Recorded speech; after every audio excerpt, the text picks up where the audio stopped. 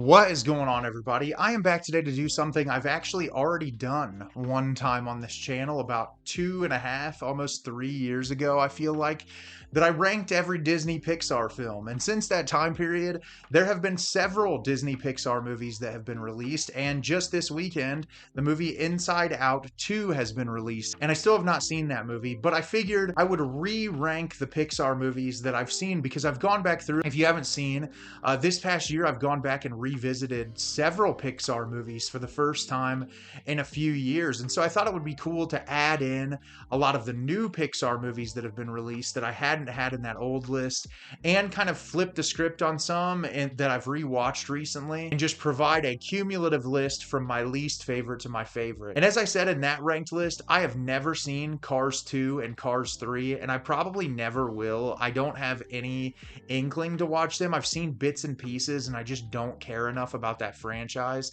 to revisit them. So those two movies will not be on this list, but I will be ranking all 25 of the other Pixar movies right now. Coming in at number 25 is Cars. If you can't tell, I'm not a big fan of Cars. I've seen this movie twice, and I just find it to be incredibly bland and bloated. I don't find any of the characters to be that interesting. The animation, as per Pixar's usual, is really beautiful, but I have to care more about the characters. I don't think the voice acting is really good in this movie, and every time I try to revisit the first Cars movie, I just kind of check out really quickly, and I don't care enough to ever go back and revisit it, which is why I haven't seen the other two Cars films. And I know there are a lot of people that appreciate this more than me. I just don't really like it. At number 24 is The Good Dinosaur. I don't remember anything about this movie. There were a couple of really beautiful animated moments, but the characters are so hollow. The plot is so uninteresting. I'm honestly kind of blown away that this is a Pixar movie. At number 23 is Brave, a movie that had so much potential, but that fell so entirely flat. The movie didn't really know what it wants to be. I feel like every Pixar movie has a really strong idea of what it's attempting to convey. And this movie, just by the end of it, I'm like, you went in all different kinds of directions as to what you were trying to say. And amidst doing that, you didn't really create all that unique or interesting of a plot. And I just find this one to be relatively forgettable despite being pretty cute. Coming in at number 22 is Turning Red, another movie that I think is incredibly overrated. For a film that's supposed to explore all of those difficult things that going through like puberty and becoming a teenager and all of those different feelings, the movie just felt really bland. It didn't really feel like it dove enough into any of those ideas to be anything that would sit and resonate with you for long periods of time. The humor in this movie fell really flat. Wasn't super impressed with a lot of the vocal performances in the movie, and I honestly forgot a lot about it like a week after I watched it. Coming in at number 21 is Onward, another film that I feel like is very forgettable.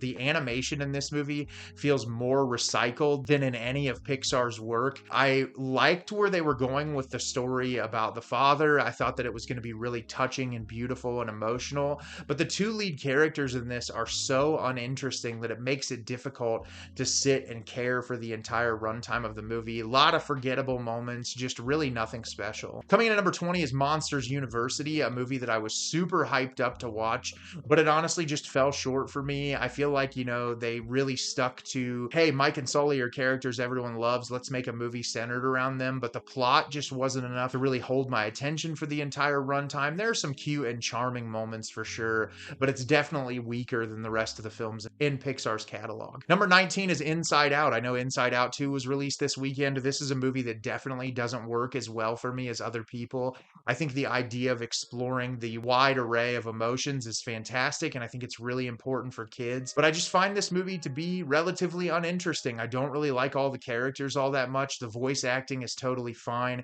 It feels a little bit bloated even for its shorter runtime, and I'm excited to see Inside Out 2, especially knowing that the movie centers around anxiety, being a person who has struggled with anxiety for my entire life. But yeah, this is one I've only revisited it a couple times since its initial release, and I haven't really grown to love it anymore. Number 18 is The Incredibles 2, a movie that had a ton of potential but just fell short in virtually every way. I liked the direction they were going for the plot line. I think the entire concept concept of like parenthood was there to kind of resonate with a lot of the adults who watched this movie when they were younger. There's some really fun moments in this movie, some really enjoyable sequences, and I think the animation's great, like the first Incredibles, but it's just nowhere near as good as the original. Number 17 is Lightyear, a movie that I think is entirely overhated and a ton of fun. Sure, the idea isn't the most original thing in the world, but I really loved the unique take on the animation. I thought it was a fun time travel science fiction movie. The beginning is a little bit repetitive, but once it settles in with the characters, it's a blast. It made me laugh quite a bit, and I've actually been looking forward to revisiting it ever since I watched it in the theater. Coming in at number 16 is Finding Dory, a sequel that is not as good as the original movie, but is still a lot of fun. I love the incorporation of the new characters. I love the setting of this movie. I like focusing on Dory's character. I think it does a really nice job at showcasing like mental health issues and struggling with certain health issues, and it works for the most part. I think it's really charming and fun, and it's been a movie that I've wanted to revisit for quite some time. Coming in at number 15 is the film Elemental, a movie that I think is incredibly overhated. Once again, not the most unique or original concept, not a movie that I think is like reinventing the wheel by any means, but I think that it's really cute, and it has a lot of ideas that I think are important for kids to unpack here, where we're looking at these characters who are vastly different and that it's really kind of frowned upon that they're spending time together, but how what's important is that we're all people going through our own struggles, and I think the way that they convey it in the movie is really great. It starts off a little bit rocky, but once it settles in, it becomes incredibly enjoyable, and it's a movie I've wanted to revisit since I saw it in the theater the first time. Coming in at number 14 is the original Incredibles. I'm not as high on this movie as a lot of people are. I really like the characters. I think there's some really hilarious sequences. It's really impressive visually for early Pixar. There's a lot of memorable characters. I love Edna Mode. There are a lot of moments in this movie I think about quite often, but I just don't think that it comes anywhere near the tier of some of the movies in the Pixar top 10. Coming in at number 13 is Luca, another movie that I felt like was really hated on. I love how slice of life this movie is. I love how it's relatively low stakes, but it's so much fun to spend time with these characters. This is probably the most queer-coded Pixar movie. These characters are very seemingly gay, and I think that Pixar is kind of afraid to completely step in that direction, clearly because they'd lose a lot of money in China and places that wouldn't show it. But I love this movie for what it is, and I think that it's really charming. It has a great soundtrack. There's a lot of moments I laugh in this movie, and I just enjoy it more every time I revisit it. Coming in at number 12 is A Bug's Life. I actually revisited A Bug's Life recently. This was a movie I watched probably 100 times on VHS when I was a kid. I think the characters are so much fun. It gets very dark in moments, which I love when Pixar is willing to go in a direction that they'll get very dark and do things that you would not expect in a kid's movie. And on this revisit, I loved it even more. I do think that it has its flaws. It's not perfectly paced. There are things in the movie I feel like you could cut out, but it's one of those movies in Pixar's catalog I couldn't imagine not existing. Coming in at number 11 is Finding Nemo, another film that I revisited just recently. I absolutely love this movie, love the characters. Like a lot of other Pixar movies, it starts out very dark and depressing and takes a very drastic turn early on. It has some truly hilarious moments. Love the chemistry between all the lead characters. This is one of the most beautifully animated films in early Pixar. It's just really impressive what they were able to accomplish with this movie, and it's one I think about quite often. We are in top 10 territory. These movies, it's always hard for me to kind of pick where they should belong, but I'm excited to talk about them now. 10 is Toy Story 4, a movie that I know a lot of people complain about in the Toy Story universe, but I think it's a great story and closure to Woody's character. I know they say they're doing Toy Story 5. I don't know why, but I actually revisited this recently and I loved it. I thought it was really charming and fun and entertaining. It's my least favorite in the Toy Story series, but it's still really fantastic. Love the new characters and I think it's totally worth the watch. Coming in at number 9 is Monsters, Inc., a movie that I just revisited recently, and man, do I love this film. It's short, simple, and sweet with great characters, beautiful animation as per usual. beautiful. I love the soundtrack to this movie. I think the music accompanies it perfectly. Mike Wazowski and Sully are two of my favorite characters in the Pixar universe. I don't think that the plot line is as strong as some of the movies that are above it on this list, but I love this movie and I find it to be so much fun. Coming in at number 8 is Coco. This movie blew me away when I saw it in the theaters, and I saw it 3 separate times when it was released in the theaters. The music in this is beautiful. I love the characters. It goes in a direction that I did not expect the first time I watched this movie. It takes a lot of risks, which I think is really cool for a Pixar film. It's one of the best modern Pixar movies. Coming in at number 7 is what I think is the best modern Pixar movie, and that is Soul. In the past several years, a lot of Pixar movies have lacked exactly that, Soul, and this movie has such a beautiful core to it. I love our lead character. I love all the themes it explores. One of my favorite soundtracks from Trent Reznor and Atticus Ross. I think that it just fits the movie so perfectly. This movie gets very existential in a way that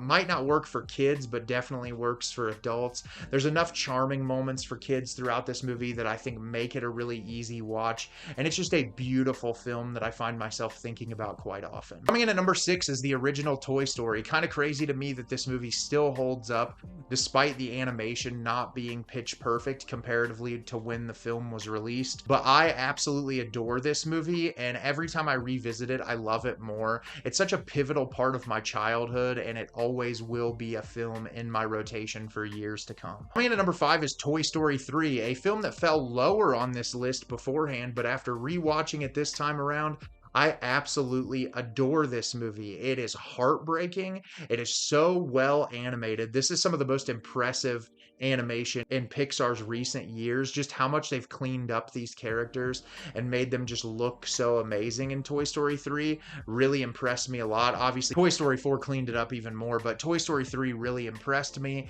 I think the closing sequence in this film is one of the most heartbreaking things in an animated movie. Just a must watch and a great send-off to these characters. Coming in at number 4 is WallE. This movie is brilliant. Love the characters in this movie. One of my favorite soundtracks of any Disney Pixar movie. It's an incredible commentary on environmentalism. I think that the movie really succeeds in its overall messaging and about where our planet could go to if we become more and more careless.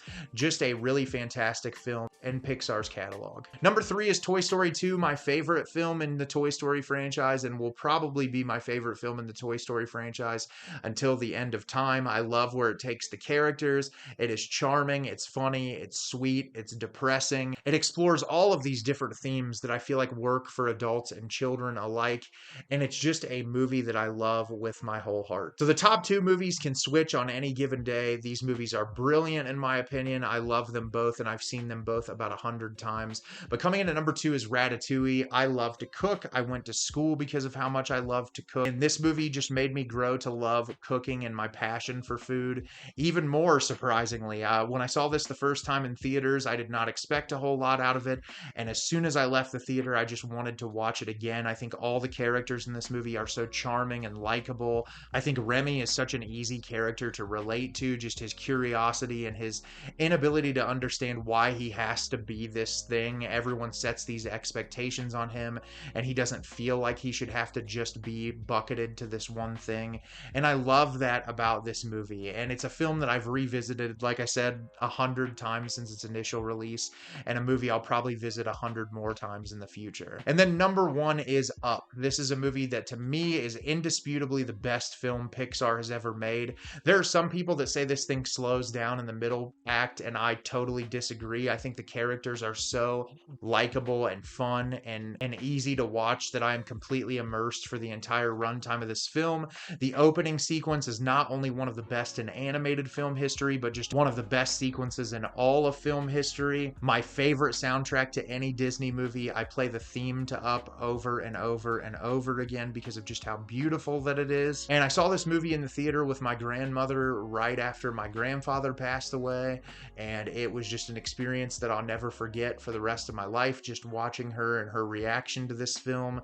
And I have such an intimate personal connection with this movie, and I just constantly want to rewatch it. It's a comfort movie for me, and to me it's just truly one of the best movies ever ever made. So that is my current ranking of the Pixar franchise. What are your favorite films in Pixar's catalog? I'd love for you to leave me a comment and let me know what your favorites are. As always, if you can like the video and subscribe to the channel, helps me out a lot and lets me know the type of content you're looking for. I'm always putting out new material and look forward to getting more out for you in the near future. And as always, everyone, thank you so much for watching and have a great rest of your day.